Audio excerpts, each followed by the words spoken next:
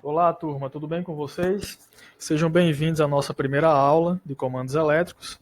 O meu nome é Leandro, eu sou engenheiro eletricista, já tenho experiência com comandos elétricos há algum tempo, certo? Trabalho com energias renováveis e projetos elétricos, certo? E estou aqui para compartilhar um pouco com vocês dos conhecimentos que eu venho adquirindo todos os dias, né? Desde que comecei a me envolver, né, pegar gosto pela área da eletrotécnica, certo? Então, essa disciplina que nós vamos começar agora, como eu disse no grupo, ela é muito interessante, é repleta de aplicações aí na indústria e a gente vai discutir um pouco sobre isso a partir de agora, certo? Então, assim, primeiramente a gente vai descrever aqui o nosso plano de curso, certo? Nossa primeira aula, né, será mais a apresentação da disciplina. Depois a gente vai falar aqui, descrever o sistema básico, né, o sistema básico, o funcionamento básico de um comando elétrico, né, de um sistema de comando elétrico. Quais são as partes que compõem esse sistema, quais são as aplicações de comandos elétricos na indústria, principalmente. E a gente vai falar aqui sobre dois dispositivos básicos de proteção de circuitos elétricos e de sistemas de comando, né, que são os fusíveis e os disjuntores. Isso na aula de hoje, certo? Na segunda aula a gente vai falar sobre chaves contatoras, relés de proteção, disjuntor motor, relé temporizador e relé do tipo contador também, certo? Então aqui a gente ainda vai falar um pouco sobre proteção, mas a gente já vai entrar na parte de comando também, certo? Na segunda aula, próxima semana. Aula 3, a gente vai falar sobre botoeiras, né, sinalizadores, né, tem sinalizador sonoro, sinalizadores visuais. Temos as chaves de fim de curso e os sensores, né, esses dispositivos aqui eles são usados na automação mesmo dos sistemas, né, para que assim o próprio sistema ele possa medir informações, né, e fazer as correções sem intervenção humana, certo? Então, a gente vê que os comandos elétricos eles deram início à automação, certo? Na aula 4 a gente vai fazer uma revisão, não sei se vocês já estudaram, né, sobre máquinas elétricas, mas a gente vai falar do princípio básico do funcionamento de um motor elétrico. Vamos falar do motor de corrente contínua, né, também conhecido como motor de corrente, como motor universal, né? A gente vai falar também sobre o motor monofásico, que é o que a gente mais utiliza, principalmente em casa, né? Na aula 5, vamos falar sobre máquinas síncronas, né? Que a gente tem um motor síncrono, tem os geradores, por exemplo, nos parques eólicos, né? E tem um motor de indução trifásico, né? O motor síncrono também é um motor trifásico, né? Mas tem um motor de indução que é o motor mais utilizado em larga escala, né? Na indústria, devido à sua robustez, né? E também ele ser um motor mais fácil de construir, né? A gente vai adentrar pouco a pouco esses conteúdos aí no decorrer das próximas semanas, certo? Na aula 6 a gente vai juntar tudo, né? Vamos pegar os sistemas de comando, todos os equipamentos, dispositivos de proteção, de comando, as máquinas elétricas, e aqui a gente vai criar um sistema de acionamento, né? Então a gente vai partir motores, né? A gente vai partir o motor em partida direta, partida com reversão, né? Para você inverter o giro, o sentido do giro do motor, de horário para anti-horário. Também tem as técnicas de partida estrela-triângulo, onde você pode diminuir a corrente de partida desse motor. Então, são aplicações bem úteis e a gente vai falar sobre elas na aula 6, né? Então, essas 6 aulas iniciais a gente vai ter aqui pelo portal, certo? Eu vou gravar as aulas, vou disponibilizar e vocês vão acessar. A aula 7 e 8 a gente vai ter quando retornarmos, né, da pandemia e nós pudermos ter aulas presenciais, né? Na aula 7 eu vou fazer uma revisão geral de todo o conteúdo que a gente vai ter visto até lá. E na aula 8 a gente vai ter o nosso laboratório, né? Vamos fazer algumas práticas de comandos elétricos, acionando máquinas elétricas, lâmpadas, LEDs e por aí vai, tá bom? Então, até lá a gente vai ter feito tudo isso. Vamos tentar seguir, né, esse cronograma básico, né? Hoje, dia 2, estou gravando essa aula e já estou disponibilizando para vocês. E amanhã, dia 13, a gente vai ter nossa primeira reunião no Zoom, certo? Essa reunião É importante que vocês já tenham assistido a aula, né, antes, para que vocês tragam suas dúvidas, suas sugestões, para que vocês tragam também, quem já tiver conhecimento, quem já tiver experiência na área, tragam suas experiências, tragam suas histórias para a gente compartilhar nossos conhecimentos, né? Então, amanhã, 7h30 da noite, vou disponibilizar o link no grupo para que vocês possam acessar e a gente faça esse encontro, tá bom?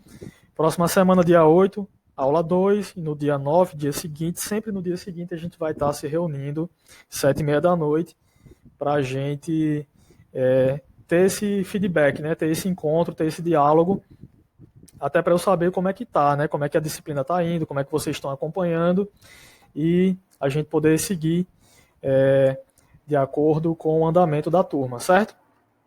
Aula 3, dia 15, reunião dia 16, aula 4, dia 22 de julho, reunião dia 23. Aula 5 vai ser no dia 1º de agosto, e nossa reunião no dia 2. A sexta e última aula, né, que eu vou gravar, vai ser no dia 8 de agosto, e teremos nossa última reunião pelo Zoom no dia 9, certo? As aulas 7 e 8, como eu disse, nós ainda não temos uma definição, né? Estamos aguardando aí posicionamento do governo e da própria instituição, né, do CETEP, de quando nós vamos voltar a ter nossas aulas presenciais. E aí nós teremos uma revisão geral e depois iremos para o laboratório. E eu vou passar um trabalhinho aí em dupla para vocês entregarem aí com um prazo para que a gente possa ter uma nota, né, para essa disciplina. Certo, pessoal? Então, falando em nota, vamos falar agora sobre as avaliações, né? Nós teremos no final de cada aula, inclusive depois dessa aula agora, dessa aula de hoje, exercício de fixação, certo? Então, cada exercício vai valer meio ponto extra. Então, nós teremos 6 aulas gravadas no portal. Ao final de cada aula vai ter um exercício valendo meio ponto extra. Então, nós teremos no total aí 3 pontos extra, tá? Quando a gente retornar, eu vou passar um trabalho valendo 10 pontos também, certo? Então, além dos 3 pontos extras, você ainda vai fazer o trabalho valendo 10. Então, tem bastante ponto aí para vocês ganharem, tá? Se por um acaso alguém for para a recuperação, a gente vai ter uma prova, tá bom? Todo o conteúdo vai ser cobrado na prova, e essa prova também valendo 10, tá? Então, eu vou deixar prazos, né, para a entrega de tudo isso. Então, eu quero deixar bem assim claro, né, que os prazos eles vão ser levados a sério, tá? Então, se eu der aí 48 horas de prazo, 3 dias de prazo, sei lá, 1 dia de prazo, 24 horas, vocês devem entregar dentro desse prazo, dentro do horário limite. Do contrário, a gente não vai poder receber a atividade, tá bom? Então, como é que vai ser composta a nota, né? E o resultado final de cada um. Primeiro a gente tem a nossa nota regular, que é composta pela soma dos exercícios de fixação e do trabalho em dupla, certo? Então, se você... lembrando, né, que essa nota aqui ela não pode ser maior do que 10, né? Então, se você tirou 3 pontos nos exercícios e tirou 10 no trabalho, a soma seria 13, né? Mas, como a nota máxima é 10, você vai ficar com 10 e tá bom, né? Então, se essa soma ela der superior ou igual a 7 pontos, então você já foi aprovado, né? A sua nota final ela vai ser a sua nota regular. Então, você está aprovado com essa pontuação aí igual ou superior a 7. Se não, se você tiver uma pontuação aí menor do que 7, você vai para a recuperação, e aí você vai ter que fazer uma prova e me entregar dentro do prazo, certo? Valendo 10. A sua nota final, então, vai ser uma média entre a recuperação e a nota que você tinha alcançado aqui na avaliação regular, certo? Se essa nota final aí, essa média, for maior ou igual a 7, ótimo, então você passou, foi aprovado, parabéns. Se não, infelizmente você vai ter que fazer a disciplina de novo, né, para que você tenha o conhecimento, né, suficiente para passar adiante no curso, tá bom? Então não fique triste, é importante para você que você faça a disciplina de novo, veja onde foi que você errou, veja onde você pode melhorar, e vida que segue, né? Vamos continuando aqui. A metodologia, todas as atividades serão via portal do aluno, certo? Então, tanto os exercícios que eu vou colocar no fim de cada aula, quanto o trabalho, prova de recuperação, tudo vai ser pelo portal, certo? Então, eu vou estar sempre deixando notícias no portal e no grupo, certo? Então, eu preciso que vocês estejam atentos ao grupo. Vocês podem entrar em contato comigo também pelo WhatsApp, certo? O meu número já está lá no grupo, vocês podem falar comigo aí a qualquer momento, ou podem me mandar um e-mail aqui por esse endereço, se vocês preferirem, certo? Então, pessoal, começando o conteúdo da disciplina, a gente vai falar agora sobre o sistema básico, como se compõe um sistema de comando, certo? Os sistemas eles podem ser bem complexos, como podem haver sistemas muito simples, mas quase todos eles seguem esse mesmo padrão, certo? Então, primeiro, é necessário que haja uma alimentação, né, uma fonte de energia para alimentar o circuito. Dependendo da aplicação, essa fonte ela vai ser uma bateria, um banco de baterias, ou vai ser a própria rede elétrica, a instalação elétrica do prédio, da fábrica ou da residência, enfim, certo? O objetivo é alimentar uma carga, né? Essa carga pode ser um motor, pode ser um forno, né? De repente, pode ser um eletrodoméstico. Então, nosso objetivo é alimentar essa nossa carga com a nossa fonte de energia, certo? Só que não é interessante que a gente faça essa alimentação direta, né? Principalmente se isso aqui for uma carga grande, né? Se isso aqui for aí um conjunto de motores, aí de máquinas pesadas que consomem uma corrente elétrica alta, não é interessante, não é seguro também e nem é viável que você ligue isso aqui diretamente na tomada sem nenhum sistema intermediário aqui que te garanta um certo controle e uma certa proteção, né, desse circuito. Então é para isso que a gente vai ter um circuito de potência fazendo um intermédio entre a nossa carga e a nossa alimentação. Então imagine aí que você tem, por exemplo, um ventilador, né? Você não liga o seu ventilador diretamente na tomada, você não pega o motor do ventilador e liga na tomada diretamente. Você vai ter ali um circuito de potência, que ali é um botão que você liga e desliga, ou um botão que você gira e você regula ali a velocidade do seu ventilador, né? Seguindo o exemplo, você coloca a velocidade máxima, mínima, média, aí você pode desligar o ventilador, se for o caso. Então você faz isso através desse circuito de potência, certo? Então, também é importante que você tenha algum dispositivo de proteção em caso de um curto-circuito ou de uma sobrecorrente, uma fuga de corrente, certo? Para que esse circuito ele seja interrompido e você tenha essa falha corrigida, certo? Então, principalmente, né, nas indústrias, você vai ter aqui essa carga aqui, provavelmente vai ser uma máquina grande, pesada, ou muitas máquinas, né? Então, essa corrente aqui que vai estar passando, circulando aqui, vai ser uma corrente alta, né?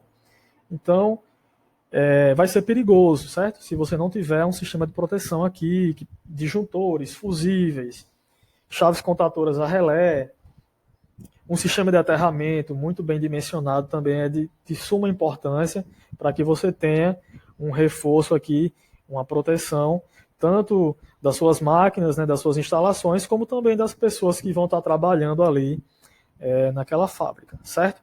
Então, pessoal, esse sistema, do jeito que está aqui, fazendo a ligação direta, né, não é recomendável. A gente precisa ter um circuito aí de manobra, de seccionamento, de regulagem e também uma proteção, certo? Então, assim, já melhorou bastante. Entretanto, provavelmente, e em muitas aplicações é interessante que você faça esse comando desse circuito à distância. Então, você quer ligar ou desligar ou regular a velocidade de um motor, né, por exemplo, à distância. O motor está lá no chão de fábrica e você está lá no escritório ou está lá em outra parte da fábrica, do prédio, ou você está em outro prédio, em outra cidade. Como é que você consegue comandar esse motor aqui para que ele ligue ou desligue, ou ele inverta o sentido de giro, ou ele mude a velocidade, aumente, dobre a velocidade, diminua? Como é que você controla isso à distância? Através de um circuito de comando, certo? Então aí foi que surgiu a teoria e as técnicas de comandos elétricos. Você desenvolve o seu circuito de comando, ele também precisa estar alimentado, né, na rede né, na rede, na instalação elétrica, e ele vai se comunicar diretamente com o seu circuito de potência. Então aqui você pode ser que isso aqui seja um quadro de comando. Então ali você tem vários botões, que aí você define se você desliga as máquinas, se você liga a metade, se você de repente diminui a velocidade das máquinas, você faz tudo isso aqui por esse circuito de comando no seu quadro de comando. Então através desse bloquinho aqui você vai comandar o funcionamento da sua carga, certo? Então, daí o motivo de se chamar circuito de comando. Esse circuito aqui, geralmente, ele é mais sensível, muito mais sensível do que esse circuito de potência, certo? Porque é por aqui que vai estar circulando mais energia, né? Porque é aqui que vai estar as máquinas e tudo. Então, o nível de corrente aqui vai ser grande. Já que você pode trabalhar com mais segurança, né? Você não precisa estar aqui mexendo, apertando nada aqui, botão, nem girando nada, nem batendo chave aqui, onde tem muita corrente passando e é perigoso. Você pode fazer isso aqui num circuito, num quadro de comando lá longe, com a alimentação num nível de tensão, no nível de corrente mais baixo, então garantindo assim mais segurança para você, certo? E esse circuito aqui, como ele é mais sensível também, você também vai precisar ter dispositivos de proteção nele, também vai precisar de fusível, vai precisar de disjuntor e por aí vai, tá? Então esse sistema aqui, ele já é muito melhor do que aquele sistema que a gente tinha só desse lado aqui, certo? Então aqui a gente tem o circuito de potência, por onde passa mais energia, por onde se liga as máquinas, e a gente tem um circuito de comando, por onde a gente tem aqui um nível menor de corrente, de tensão, certo? E por onde você pode comandar o funcionamento da sua carga à distância, certo?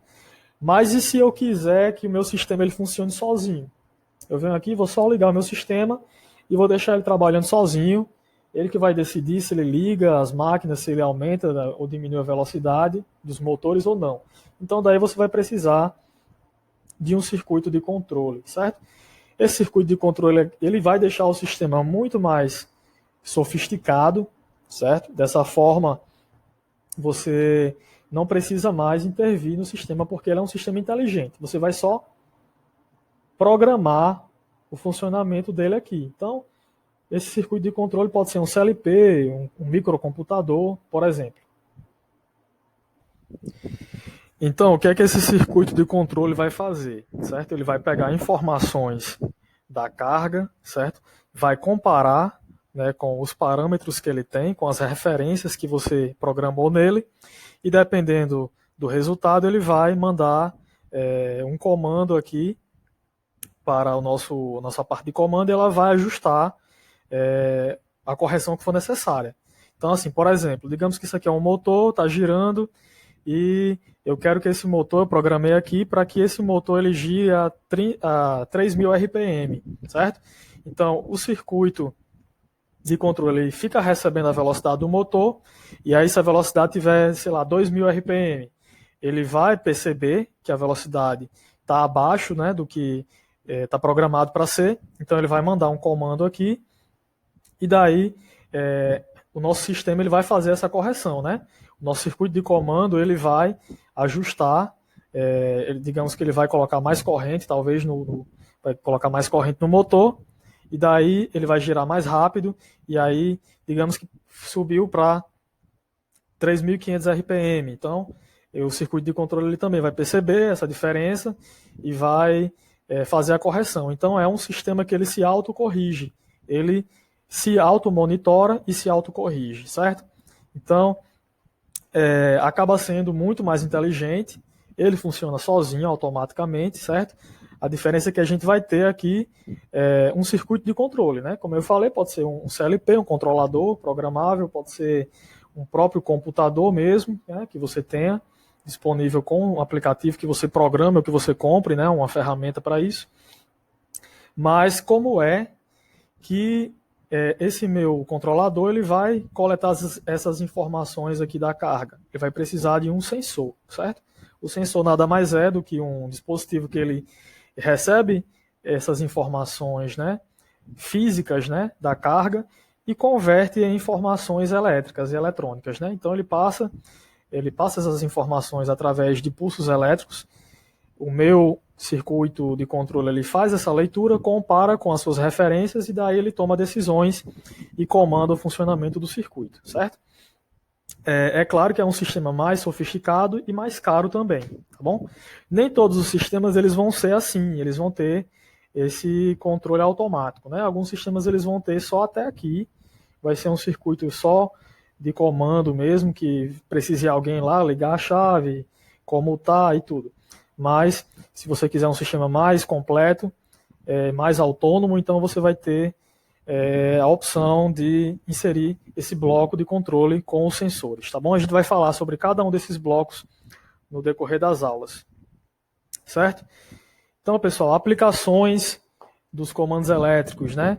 As principais aplicações são na indústria, né? Isso aí tornou a indústria muito mais eficiente, barateou muito os custos, subiu os lucros das indústrias, né? Porque agora tudo pode acontecer de forma mais rápida e até automática, né? Com as aplicações dos comandos elétricos. Aplicações comuns são na indústria petrolífera, por exemplo, na extração de água, de gás, tratamento de esgoto, então por aí vai, são muitas aplicações, né? As linhas de montagem também ficaram muito mais eficientes, porque aí você tem máquinas automáticas trabalhando, né, e otimizando aí a produção em larga escala de todo tipo de produtos, né, de carro, sapatos, a indústria cosméticos também, alimentícia e por aí vai, né? São infinitas aplicações dessa tecnologia. Instrumentação também é uma aplicação muito importante. Então você tem aqui, por exemplo, um sistema de uma rede de tratamento de esgotos, né? Ou de distribuição de gás. Então você vai ter aqui, por exemplo, os manômetros, né, medindo a pressão do gás, a pressão da água, dos fluidos, né, a vazão, e mandando essas informações para um sistema de controle, por exemplo, aí daí ele define se ele aumenta ou diminui a pressão e a vazão naquelas válvulas. Então, mais uma aplicação, né, muito interessante. Outra aplicação, que aí quem já trabalha ou já trabalhou na Cosern, ou nas empresas terceirizadas da Cosern, né, como, por exemplo, a BQ, tem a Control, por aí vai, vocês já devem ter visto, né, as chaves telecomandadas. Então, isso aqui é uma aplicação do sistema da rede de distribuição da Cosern e de todas as redes de distribuição aplicam esse dispositivo, né? Você vai ter aqui uma chave com uma antena, né, um sistema de telecomando, onde você pode, à distância, monitorar o status aqui dessa rede, se ela está ligada, se ela está desligada, se ela está passando aí por um defeito, e você pode então abrir ou fechar essa chave com um comando aí até de outra cidade, né? Então, para isso, a Cosern tem um setor, né, chamado COI, o Centro de Operações Integradas, onde os técnicos eles passam o expediente inteiro, eles se revezam em turnos, né? Então, 24 horas vai ter alguém aqui monitorando através dessas telas todo o sistema elétrico, toda a rede de distribuição e de transmissão também da concessionária, certo? Então eles estão monitorando aqui cada chave dessa, né, que vão estar aí nos alimentadores, nas subestações, em alguns transformadores também, e eles vão poder tomar decisões aí se eles fecham, se eles abrem ou se eles entram em contato com alguma equipe que esteja de plantão ali na região para fazer a manutenção nessas chaves, tá? E outra aplicação muito interessante, que agora está vindo agora com essa nova revolução industrial, né, a quarta revolução industrial, também conhecida como Indústria 4.0, a Smart Home. Você pode controlar o funcionamento dos dispositivos da sua casa através de um aplicativo de celular. Então você pode controlar a temperatura do ar-condicionado da sua casa, né? Você quer chegar em casa depois do trabalho, então lá no carro mesmo, antes de chegar em casa, você já liga o ar-condicionado, coloca naquela temperatura ideal que você gosta, já acende as luzes da casa, né, da entrada da casa, então você pode fazer tudo remotamente. Também uma técnica, né, de telecomando, só que aqui você usa aplicativos de celular, então se torna muito mais acessível, né? Quase todo mundo tem um smartphone, né? Que você pode instalar um aplicativo e controlar o funcionamento de alguns aplicativos, dispositivos da sua casa, né? Você pode acender um forno, já pode controlar a temperatura aí do seu quarto, né? E por aí vai. Então, pessoal, muitas aplicações, né? E muita coisa nova sendo desenvolvida, né? Eu recomendo vocês pesquisarem aí sobre a indústria 4.0. Então, pessoal, vamos agora falar sobre os dispositivos de proteção. A gente vai começar na aula de hoje, mas a gente vai continuar na próxima aula, certo? Olhando aqui para a arquitetura, né, do sistema, como eu disse, a gente tem uma alimentação, que vai ser aqui no Rio Grande do Norte, a rede é de 380 a 220, né? 380 trifásico, 220 volts monofásico, né? Tensão fase neutro, e frequência de 60 Hz, certo? Mas a gente vai focar aqui agora na proteção, tá bom?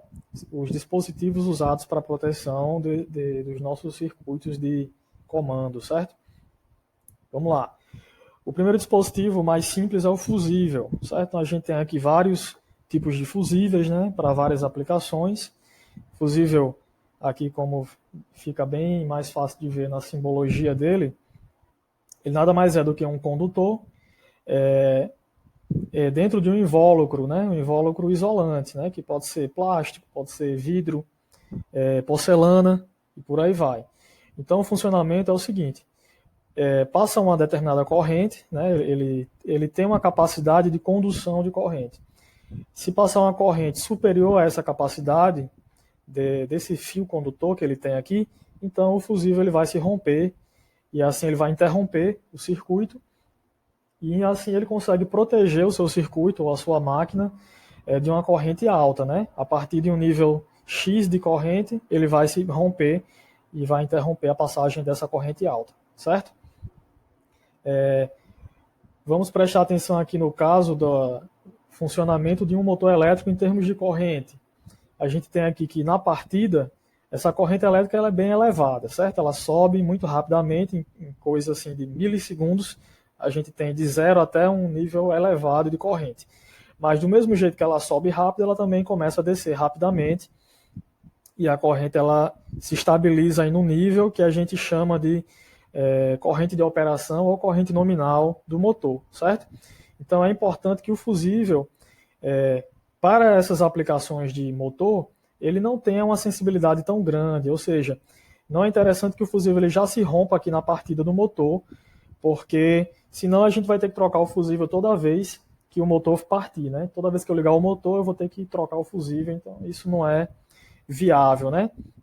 Sendo que daqui a poucos segundos a corrente ela vai se estabilizar. Então, esse fusível ele precisa ter um certo tempo, né, para ser atuado, né, para que dê tempo da corrente do motor se estabilizar e daí sim você já passar a utilizar o fusível de forma mais inteligente para atuar só se a partir daqui realmente acontecer alguma anormalidade na rede.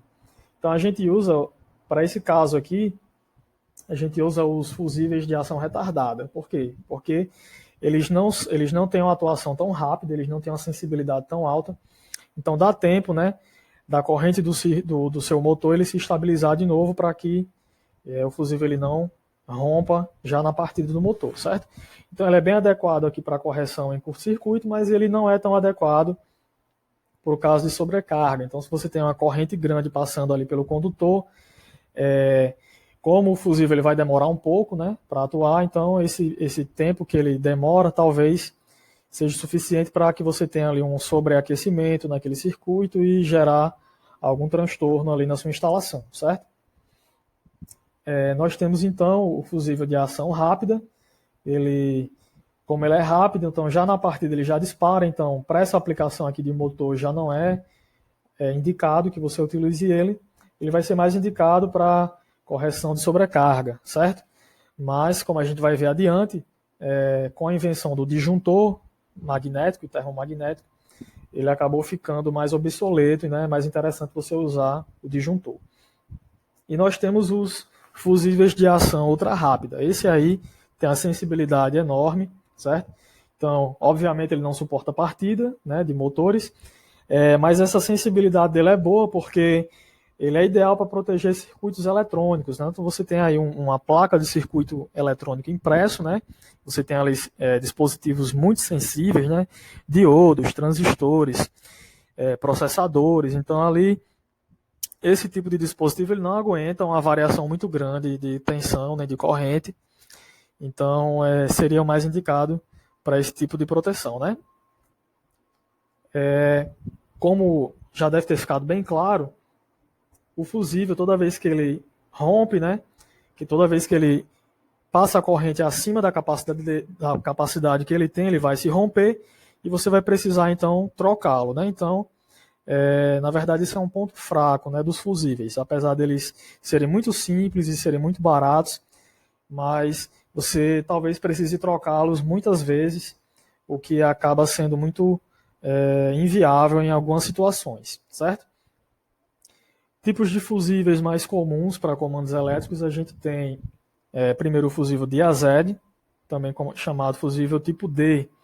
Ele tem essa cara aqui, certo? Ele tem esse invólucro aqui de porcelana, e aqui dentro nós temos o condutor, né? Ligado através desses dois terminais condutores, tá? Esse fusível aqui tem a capacidade de 10 amperes, então a corrente aí superior a essa amperagem, esse fusível ele vai se romper, certo? E tem uma tensão de até 500 volts, então dá para você aplicar tranquilamente aqui nos nossos circuitos aqui em 380, 220, porque ele tem uma capacidade aí de tensão, de isolação bem superior. Esse fusível aqui, geralmente, né, para as nossas aplicações de motores, ele vai ser de ação retardada, pelos motivos que eu mencionei, né, porque ele não vai se romper durante a partida do motor. Então, você não vai ligar esse fusível aqui diretamente no circuito, você vai ter uma base, você vai ter toda uma armadura, né, para você fazer a ligação nele. Primeiro você tem uma base aqui, onde você vai conectar, parafusar aqui os fios, né, os condutores nele. Depois você vai colocar esse parafuso de ajuste aqui dentro. Daí você coloca esse anel, certo? E então que você coloca o seu fusível, certo? Essa parte aqui você coloca para dentro. E aqui, o fundo dele aqui vai ter uma espoleta, onde você vai poder verificar, né? Você vai fechar aqui com a tampa, mas essa tampa tem uma janelinha de vidro aqui, onde você pode verificar se a espoleta ela tá para fora, né? Tá empurrada ou não. Se for o caso, se ela tiver assim, é porque o fusível ele já foi disparado e aí você vai precisar trocar, né? Outra coisa interessante é que aqui na espoleta tem a cor, você consegue ver a cor dessa espoleta e de acordo com uma tabela você consegue já saber qual é a corrente de atuação desse fusível, né? Você não precisa tirar o fusível de dentro aqui da armadura, porque pela cor dele aqui você já consegue consultar na tabela qual é a capacidade do fusível, você só precisa olhar aqui pela janelinha, tá bom? Tem essa faixa de atuação, né, entre 2 amperes até 63 amperes, são as faixas de atuação do nosso fusível diazed. Ele tem uma corrente de ruptura, que é a corrente aqui que essa carcaça dele aguenta, né, esse corpo de porcelana, né, ele aguenta até 70 kA, que é uma corrente muito alta, né, por sinal.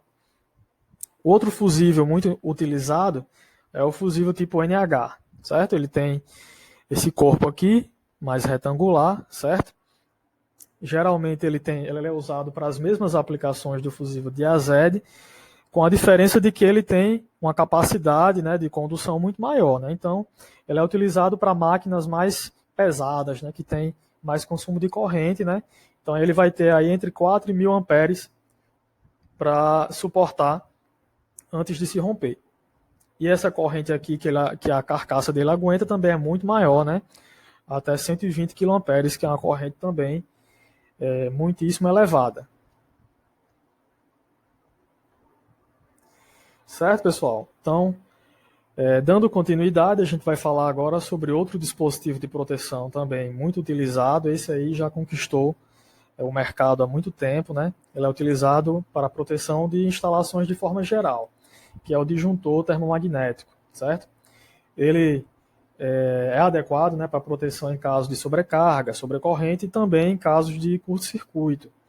Você vai encontrá-lo aí nos formatos monopolar, bipolar, tripolar e tetrapolar, certo? Você pode também caracterizar os disjuntores aí em termos das suas curvas de atuação, né? Então a gente tem a curva B, C e D. Eu vou falar sobre cada uma dessas características daqui a pouquinho, certo?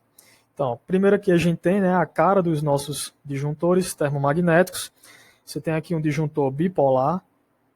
Então aqui geralmente ele é usado para instalações bifásicas, né, que você tem duas fases, certo?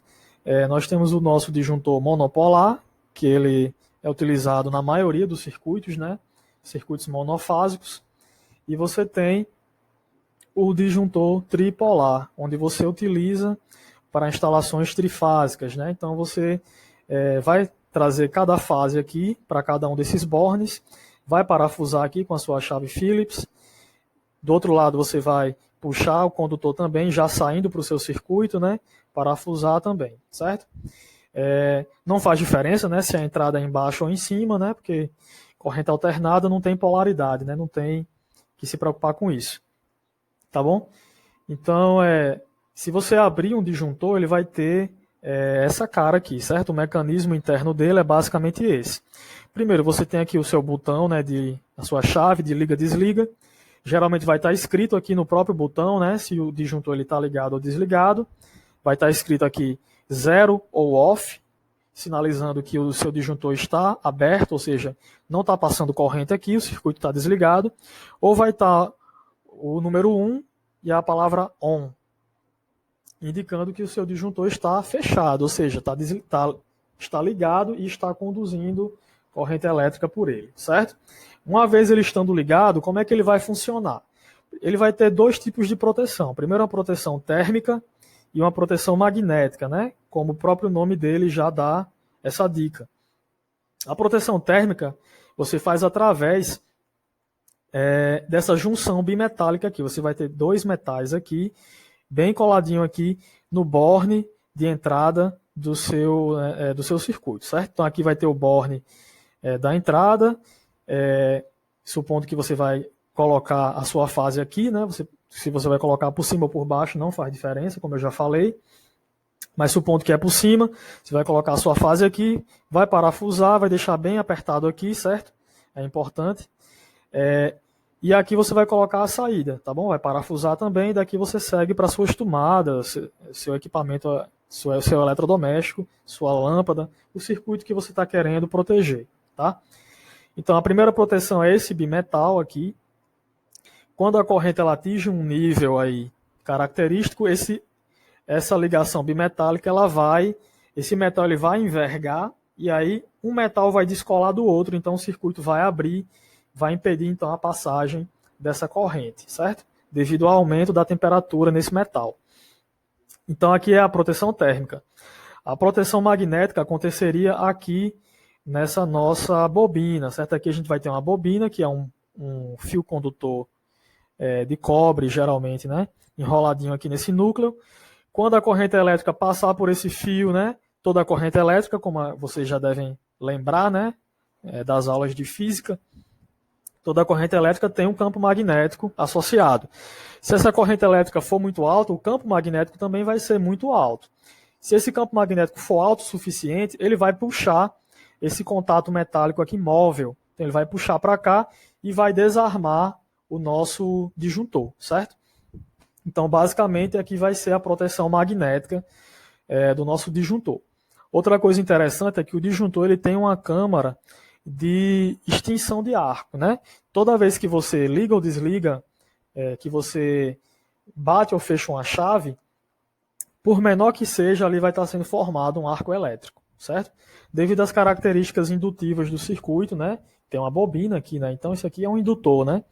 Então, devido às características físicas da indutância, quando você abre o circuito, vai se formar ali um arco elétrico, né, uma oposição à interrupção do circuito, e quando você fecha o circuito, também vai se formar um arco elétrico tentando interromper aquele fechamento. Esse arco elétrico pode ser perigoso, né? em várias situações, né? Então é interessante que exista aqui essa câmara dentro do disjuntor, que aqui vai ser extinto esse arco elétrico de forma que não vai ser gerado esse foco, né, de temperatura alta. O arco elétrico pode atingir aí centenas e até milhares de graus Celsius, né? Então é de suma importância esse dispositivo também, certo? Então, pessoal, pegando aqui o disjuntor, olhando aqui de frente para ele, né, a face frontal dele, você pode ver algumas características. A primeira que a gente olha é a corrente de disparo, né, desse disjuntor. Então aqui, nesse caso desse disjuntor aqui, a gente tem que é uma corrente de 10 amperes. 10 amperes, esse disjuntor vai disparar, tá? Outra característica aqui, essa letra C está indicando que esse disjuntor ele é da curva C. No próximo slide a gente vai falar melhor o que são essas curvas, tá? Outra coisa aqui que ele pode dar, né, geralmente ele tem escrito aqui a tensão máxima de trabalho, né? Então aqui é um disjuntor de até 400 volts, né? Então trabalha aí com 380 tranquilamente, certo? Alguns disjuntores eles vão ter uma luzinha, né, de indicador de que ele esteja aberto ou fechado, né? Se ele estiver fechado, ligado, né? Então essa luzinha aqui vai ser verde. Se ele estiver aberto, né? Se estiver desarmado, essa luzinha vai ser vermelha. Então de longe você já consegue ver se o disjuntor ele disparou ou não, certo? Então vai ter também um símbolo dele aqui, a simbologia internacional do disjuntor, que é essa aqui, certo? Que é a simbologia que a gente vai utilizar nos diagramas de comandos elétricos, tá bom? Aqui você também tem um espaço para colocar uma plaquinha. Se você, esse disjuntor aqui é para ligar um ar-condicionado, proteger o meu ar-condicionado. Você pode escrever aqui no papelzinho e colocar aqui ar-condicionado ou a numeração do circuito, né? Circuito 10, circuito 8, por aí vai, tá bom? Então, pessoal, curvas de atuação do disjuntor. Nós temos a curva B, que seriam os disjuntores mais simples, né? Os disjuntores de curva B, eles são utilizados aí geralmente para cargas resistivas, né? Lâmpadas incandescentes, ferro elétrico, chuveiro elétrico, torneira elétrica, forno elétrico. Então, cargas que não têm fluxo de campos magnéticos, né? Então, são cargas só resistivas mesmo. Geralmente, elas têm uma corrente menor. Então, esse disjuntor ele tem aí uma atuação de 3 a 5 vezes a corrente nominal, né? Então, se for um disjuntor aqui de 10 amperes, ele suporta aí de 30 a 50, né? Da corrente nominal dele, tá bom? Então, como eu falei, são para circuitos simples, né? Geralmente aqui para tomadas, proteger tomadas de uso geral, né? Então, uma residênciazinha pequena, uma casinha pequena, esse disjuntorzinho aqui, curva B já é o suficiente, né? Agora, se você for para uma casa maior, que você tenha mais máquinas elétricas, você vai ter refletor, você vai ter bomba, né? Bomba para encher piscina, bomba para encher caixa d'água. Então, vai ser interessante que você use um disjuntor de curva C, né? Que ele tem uma capacidade maior, de 5 a 10 vezes, e ele vai ter essa curva mais adequada para cargas indutivas, né? Cargas que têm motores grandes. Mas se você precisa de um disjuntor para uma carga ainda maior, né? Para uma carga mais indutiva, um motor grande, um transformador, um gerador, então talvez você precise de um disjuntor de curva D, né? Que ele tem mais capacidade, de 10 a 20 da corrente nominal, e ele seria mais adequado, então, para você proteger grandes motores e grandes máquinas, né? Transformadores, máquina de solda, e por aí vai, tá bom? Então, pessoal, recapitulando aqui a aula de hoje, nós vimos o sistema básico de comando, certo? Como ele é composto, você tem alimentação, você tem proteção, tem os circuitos, né, de comando, tem o circuito de controle. Você pode ter aí ligando então uma máquina, um motor, um forno elétrico à distância, né, através de um sistema de comando remoto, né, telecomando. E você pode ter também um sistema de controle aí para automatizar o funcionamento das suas máquinas, pegando informações das suas máquinas através de um grupo de sensores. Então, que isso aí já seria um sistema mais completo, né, automático. Nós vimos aqui os dispositivos básicos de proteção, né, os fusíveis de AZ e NH, tá bom? A diferença é só que o fusível de AZ é mais simples, né, para motores pequenos, máquinas pequenas, e o NH são para motores maiores, né, mais robustos.